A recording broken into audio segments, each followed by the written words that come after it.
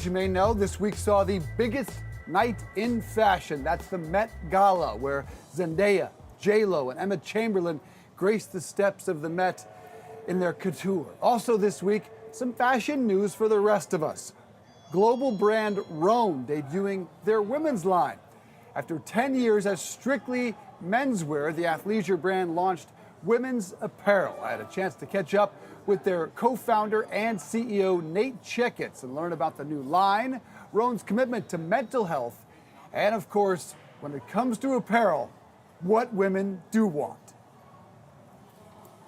10 years ago, you and your brother Ben founded this company. So I assume it just took you 10 years to figure out what women want? That's how complicated it is, right? Read all the books. No, honestly, we never thought we would do women's. When we launched because we knew there was a void in the men's market and there was so much competition in the women's market.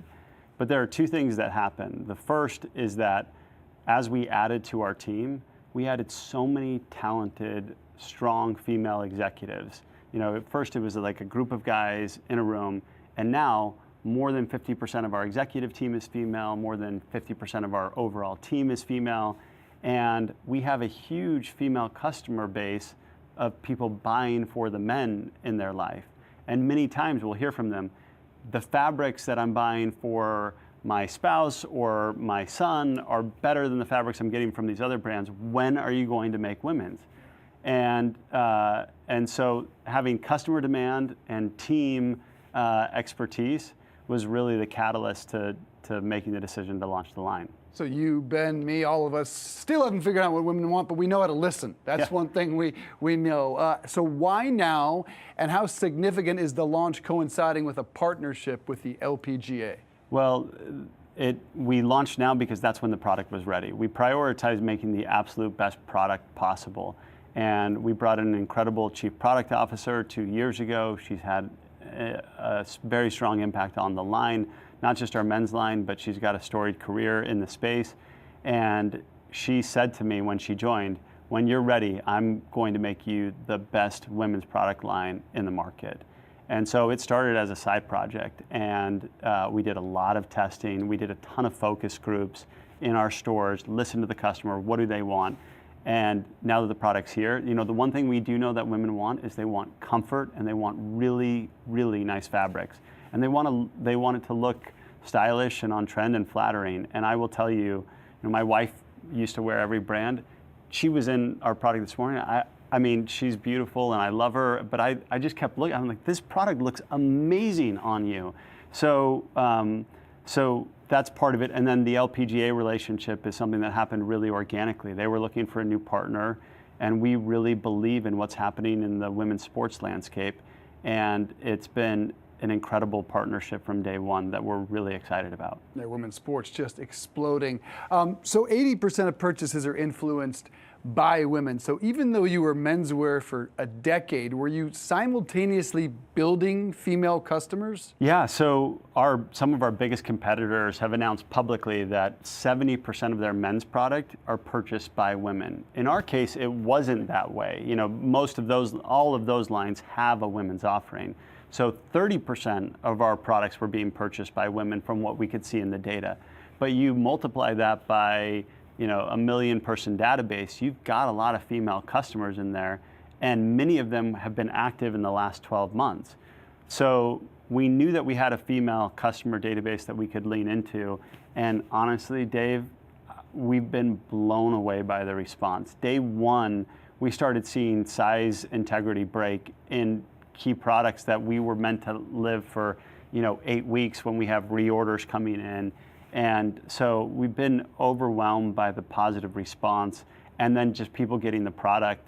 They really can't believe the hand feel, the quality, and so it's really exciting. It's very rewarding. It's a remarkable response given it is a very crowded space. There are so many, whether it's Athleta or Lulu or Viore or Mizzen & Main, just to mention a few. How does Rhone distinguish itself in the category?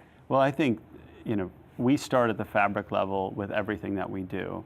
We're very, very meticulous about securing unique fabrications in the market, and that's what it starts with. It's about fabric integrity, it's about washability, it's about wearability, And the whole idea was marrying aesthetic and function.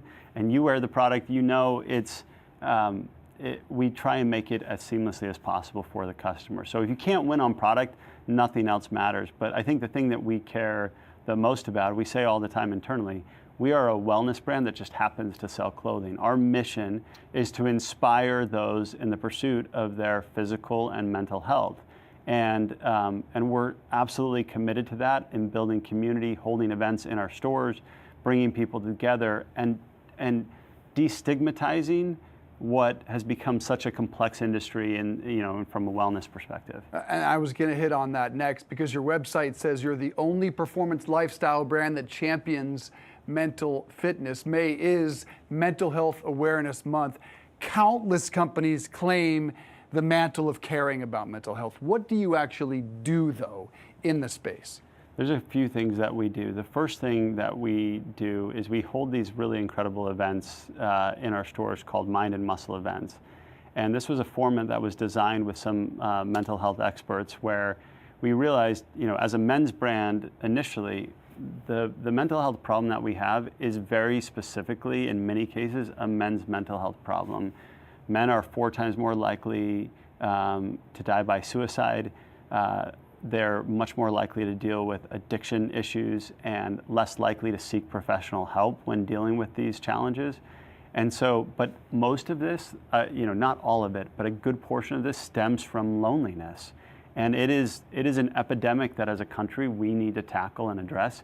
So bringing people together in a group format, sweating together, and then having an open dialogue and conversation has been a very powerful catalyst there. We've also brought competitive schools together to talk about the importance of mental health and mental fitness, and we put it into the mission and the product. All of our products have inspirational quotes built into them. So there's a lot that we're doing. We've donated to a number of nonprofits that we're really close to, including the Release Recovery Foundation, Mental Healthy America, who are very close partners of ours. And we're just getting started. There's a lot more that we plan to do in this space. As someone who took years to myself seek help, it means a lot. It is difficult for men to come out and admit they struggle with mental health. So thank you for sharing that. Yeah, it's still not easy to say that on television. One thing that arguably hurts mental health of the consumer is inflation and the prices they are paying for everything. Have you seen any pushback from the consumer in that regard? Have you been price conscious these last couple of years, price sensitive? I think as a consumer brand, you have to be aware of that. We, again, always focus on quality. So I'll give you a great example of this. Our commuter shirt, which is one of our best-selling products, is machine washable. You never need to take it to the dry cleaner. And so we say the shirt pays for itself. It's not only the most comfortable dress shirt you've ever worn, it's stretchy, it's flexible. As you know, I've run a marathon in it. You can do anything in this dress shirt, but then you throw it in the wash. So if you're used to paying $3 to $5 per dry cleaning run, the shirt's gonna pay for itself. So ultimately, we think it's an investment in quality, and that's the return for the customer versus just focusing exclusively on price. I hadn't thought about that. Inflation's a negative, but a positive really out of COVID has been what feels like a total shift from the suits and uncomfortable clothing we used to wear. Do you believe this is a permanent shift to more comfortable, stretchy fabrics, or will we go back to where we were? I can't envision a world where people say, you know what I'd like to have? I'd like to have much more uncomfortable clothes. But I believe that the expectation should be and, not or. It used to be, you can look good or you can be comfortable. And we want to look great and be comfortable. I was in, as you know, I was in Asia, and we were in this really cool office in Korea, and they had a climbing wall. But I was in, a blazer and our commuter pants and a commuter shirt, and they were like, we normally ask people to climb it, but you're obviously dressed up. I was like, I'll climb it right now. So I climbed it, and that's the idea. You're not going to necessarily go run in these products, but if you need to go run and grab a train, or you chase your kids, or do whatever, the product's not going to hold you back.